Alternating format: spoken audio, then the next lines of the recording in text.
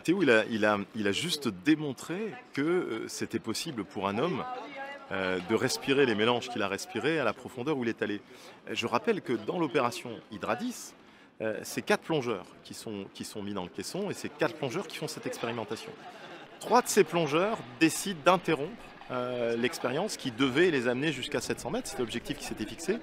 Et parce que à ces pressions-là, et ben, ils étaient pas bien, ils avaient du mal à s'hydrater, ils avaient du mal à manger, ils avaient du mal à dormir et ils étaient épuisés par cette expérience et donc ils ont demandé à ce que l'expérience soit arrêtée. Il y en a un qui a décidé de continuer et qui a dit d'ailleurs à Henri Germain Delos, puisque c'est Henri Germain Delos qui prend la décision de laisser Théo seul dans le caisson.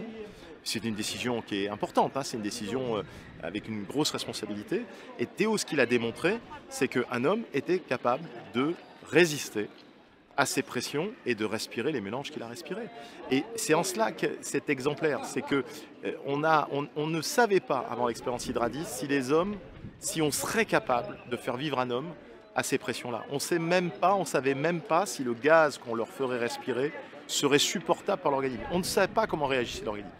701 mètres, 70 barres de pression, 71 barres de pression avec la pression atmosphérique. C'est 71 kilos de pression par centimètre carré du corps. C'est monstrueux, il a un autobus sur lui en permanence. Et donc, il a démontré que c'était qu'un homme pouvait résister à ça. Et ça, c'est un exploit majeur. Et d'ailleurs, quand il en parle, il dit, bah ouais, très simplement, il dit, bah ouais, moi je me sentais mieux que les autres.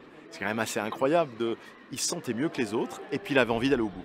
Voilà, c'est ça qu'il a apporté. Et puis la deuxième chose qu'il a apporté, c'est cette valeur d'exemple. C'est-à-dire que pour beaucoup de nos stagiaires, venir à l'INPP, c'est rencontrer Théo.